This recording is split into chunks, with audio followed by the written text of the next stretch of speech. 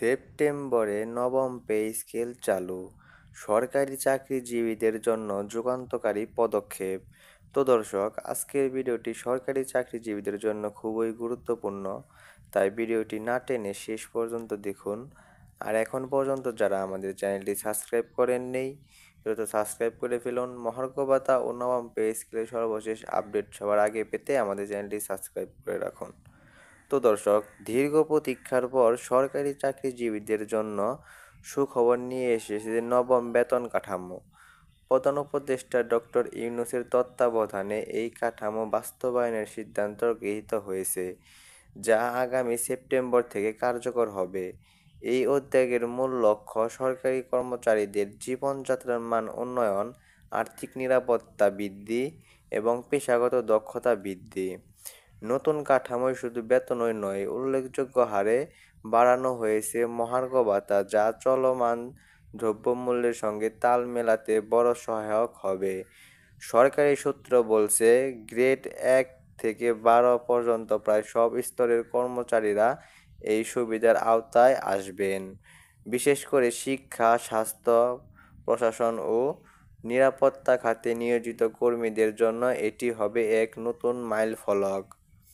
কমিশনের প্রথম বৈঠকে 12 আগস্ট শেরেবাংলা নগরে পরিকল্পনা কমিশনে অনুষ্ঠিত হয়েছে, যেখানে প্রাথমিক কাঠামো, বেতন বৃদ্ধির হার ও মহার্ঘ ভাতার বিষয়ে বিস্তারিত আলোচনা হয়।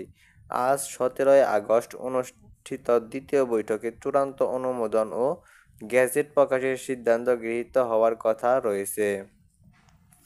সরকারের উচ্চ পর্যায়ের কর্মকর্তারা নিশ্চিত করেছেন, নতুন পে স্কেলের সুবিধা সেপ্টেম্বরের প্রথম সপ্তাহ থেকেই কার্যকর হবে।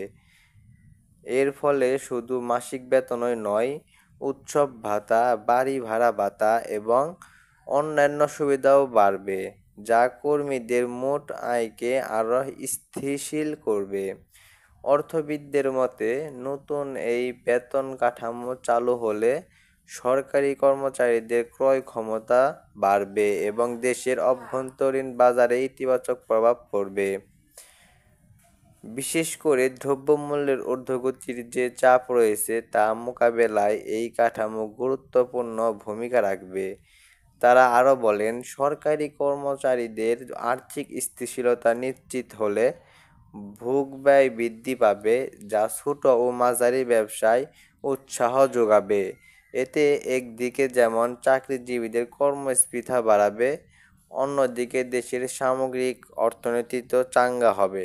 তো দর্শক, এই পর্যন্ত এসেও যারা এখন পর্যন্ত আমাদের চ্যানেলটি সাবস্ক্রাইব করেননি, দ্রুত সাবস্ক্রাইব করে ফেলুন। মহার্ঘ ভাতা ও নবম পে স্কেলের সর্বশেষ আপডেট সবার আগে পেতে আমাদের চ্যানেলটি সাবস্ক্রাইব করে রাখুন।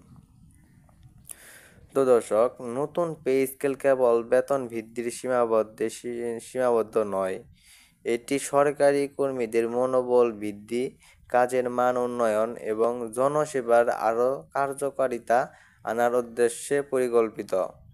দীর্ঘদিন ধরে যেসব দাবি উঠছিল, এই সিদ্ধান্তের মাধ্যমে তার বাস্তব রূপ পেয়েছে।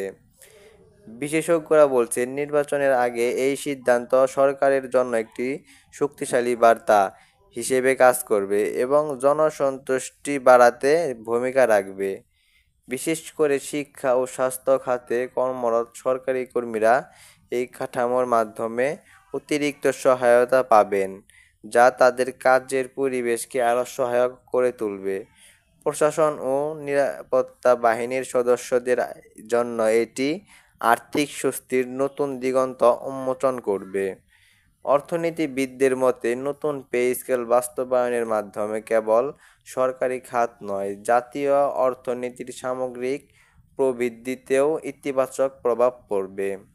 এবারের বিষয়টি নিশ্চিত, 12টি গ্রেডে উল্লেখযোগ্য হারে বেতন বৃদ্ধি পাচ্ছে।